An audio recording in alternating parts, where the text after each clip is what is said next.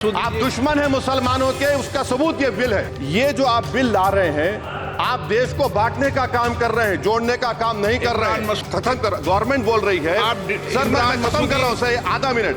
Government कह रही है कि हम महिलाओं को दे रहे हैं। मुझे यकीन है कि आप बिल्किस बानो को और जकिया जाफरी को मेंबर बनाएंगे, मुझे यकीन है। अगर कल कोई आके बोलेगा कि नहीं मैं 5 साल से इस्लाम प्रैक्टिस नहीं कर रहा हूं, कौन डिसाइड करेगा सर? और एक न्यू कन्वर्ट है, does he has to wait for 5 years to give his property to waqf? Isn't that violation of right to freedom of religion? Thank you, sir. Sir, I have given a notice under Rule 72 to oppose the waqf amendment bill. Sir, I oppose the introduction of the bill under Rule 72(2) on the grounds that this House does not have the competence to make these amendments. This bill patently violates the principles provided in Article 14, 15 and 25, sir. It is both discriminatory, arbitrary. It is a grave attack on the basic structure of the Constitution as it violates the principle of judicial independence and separation of powers. Sir, one thing has to be understood, that the waqf management of a property is an essential religious practice for a Muslim. By denying legal recognition to waqf al-awlad under clause 4 and waqf by user under section 3(r)(1), government has sought to severely restrict how Muslims can manage their waqf property. Sir, in fact, Hindu endowment boards, I challenge, Hindu endowment boards are recognized even by usage and custom. Here you are asking for documentation. No existing law, whether non-religious or personal, limits the right of a person to will their property or dispose it. But what you are doing over here, a Hindu can give through will his complete property to his daughter or son. I as a Muslim cannot do, I can only give 1/3. But what you are doing, I can gift, but I cannot give it in the name of Allah subhanahu wa ta'ala. Now you are stopping me from praying. Now what you are doing, you are restraining waqf al-awlad. That is not only discriminatory and violating Article 25, sir. There is no limit on anyone to will their proper dispose of. Sir, to insist that a person has practiced Islam for 5 years. Sir, एक 2 minute दिए, सबको दिया आप। अगर कल कोई आके बोलेगा कि नहीं मैं 5 साल से इस्लाम प्रैक्टिस नहीं कर रहा हूं, कौन डिसाइड करेगा सर? और एक न्यू कन्वर्ट है, does he has to wait for 5 years to give his property to waqf? Isn't that violation of right to freedom of religion? Sir, another point, sir. Now, no such provision exists for Hindu endowment or Sikh Gurdwara Prabandhak Committee. Now, irony of the amendment, sir, is that non-Muslims can become member of CWC as WB, but he cannot dedicate waqf. Arbitrariness, why is arbitrariness? Sir, existing law protected the status of registered waqf properties. You have replaced that. By empowering collector to determine title, you are violating principle of rights and justice, that one may not be a judge in their own cause. Section 61, if DM says to Matawalli, make this masjid as a government property, if does not listen, punishable offense. This is against separation of powers, part of which is basic structure. This bill excludes tribunal decisions from being final. If collector has been replaced by tribunal, and who's going to sit in the tribunal? A retired government judge and a retired government employee. How can the nominee be a part of this composition, sir? In our... Okay. आप detail में बोल देना officer. Sir मैं खत्म कर रहा हूं। Secondary level officers can be appointed technical members. 83 states that joint secretary tribunal.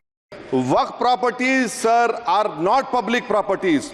By removing waqf by user, this government wants to take over dargah, masjid and waqf properties. Sir, take this example of 107. You have made it more difficult to be removed. Encroachment happen. Section 37 removes protection to waqf properties. Section 40 prejudicial amendments. And the government is, sir, government बोल रही है sir, मैं खत्म कर रहा हूं sir, आधा minute. Government कह रही है कि हम महिलाओं को दे रहे हैं। मुझे यकीन है कि आप बिल्किस बानो को और जकिया जाफरी को मेंबर बनाएंगे, मुझे यकीन है। मैं आपसे जानना चाह रहा हूं सर कि ये जो आप बिल ला रहे हैं, आप देश को बांटने का काम कर रहे हैं, जोड़ने का काम नहीं कर रहे हैं। आप दुश्मन हैं मुसलमानों के, उसका सबूत ये बिल है। Thank you sir. श्री मोही बुल्ला। बिस्मिल्लाहिर्रहमानिर्रहीम। जनाब सदर, मैं आपकी तवज्जो इस तरफ चाहता हूँ आपके माध्यम से कि मैं वाहिद आदमी हूँ इस सदन में जिसमें वन मैन कमेटी आपके द्वारा बनाई गई सरकार के, और मैं उसमें पेश हुआ 123 प्रॉपर्टी में। जस्टिस आर्यन ने जो रिपोर्ट पेश की, आज तक वक्फ बोर्ड को नहीं बताया गया, चूंकि वो आपकी मंशा के खिलाफ थी और गवर्नमेंट की मंशा के मुताबिक नहीं थी। 123 प्रॉपर्टी में जब मंशा के खिलाफ हमारे नहीं आई, मंशा के मुताबिक नहीं आई, तो हमने 2 मैन कमेटी बनाई, और 2 मैन कमेटी ने भी कोई रिपोर्ट वक्फ बोर्ड को नहीं दी, जबकि वक्फ एक्ट जो है 1995 जो है वो पार्लियामेंट से पास शुदा है कि हम पार्लियामेंट के जो एहतराम है उसका नहीं कर रहे, उसके हुकूक का। इसी तरह से सर सूबाई हुकूमतों को इख्तियार दिया गया। सर हिंदू एंडोमेंट में जो कर्नाटका और तमिलनाडु में है वहां कोई मुस्लिम नहीं हो सकता, और 26 में आर्टिकल 26 का वायोलेशन है। 4 धाम में ये लिखा हुआ वाज़े तौर पर कि सिर्फ हिंदू होगा। बिहार उड़ीसा में भी यही लिखा हुआ है। पंजाब हरियाणा में गुरुद्वारा प्रबंधक कमेटी में सिर्फ सिख होगा ओनली, और ये उनका अधिकार है जिसको माना गया है। लेकिन मुस्लिम के साथ में यह अन्याय क्यों है? और सुन लीजिए सर मैं आपकी तवज्जो के साथ, दुनिया का सबसे पहला वक्फ खाने काबा मक्के में है, क्या हम उसके ऊपर भी सवाल उठाएंगे कि वहां पर भी हमारा कोई हिंदू भाई हो? हम अपने वकार को, अपनी इज्जत को, अपने मुल्क की, अपने शान को, अपने संविधान को खुद अपने पैरों तले रौंद रहे हैं।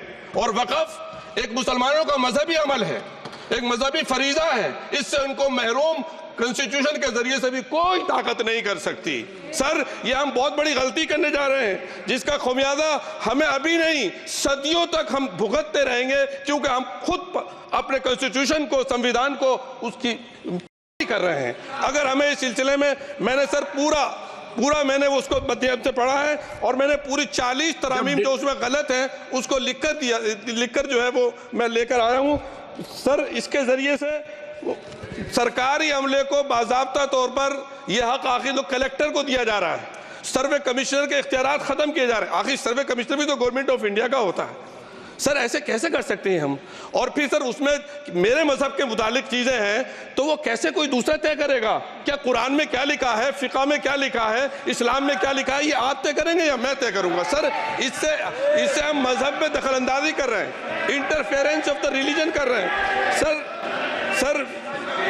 सर इस तरह के कवानीन से मुल्क की साख को नुकसान पहुंचेगा। कॉन्स्टिट्यूशन की स्पिरिट हम खत्म कर देंगे, और अगर ये होगा तो कोई भी अकलियत, कोई भी माइनॉरिटी अपने आप को हिंदुस्तान में सेफ नहीं सेफ नहीं करेगी। पिछले दिनों सिखों के साथ भी ये हुआ, और कुछ ईसाई भाइयों के साथ भी इस तरह के वाकयात हुए हैं, जिसकी वजह से सब लोग अपने आप को असहाय महसूस कर रहे हैं। 10 साल से जो मुल्क में माइनॉरिटीज के साथ, उनके हुकूक के साथ, उनके रिलीजन फ्रीडम के साथ जो खिलवाड़ किया जा रहा है, उससे रूह कांप जाती है। और दिल ऐसा महसूस होता है कहीं ऐसा ना हो कि जनता इन हुकूक के लिए, कॉन्स्टिट्यूशन को बचाने के लिए दोबारा सड़कों पर आ जाएगी।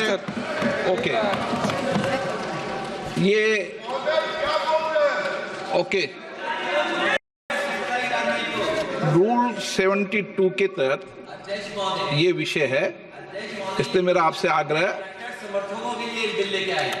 मैं इससे आग्रह करता हूं कि संक्षिप्त में अपनी बात को रखें।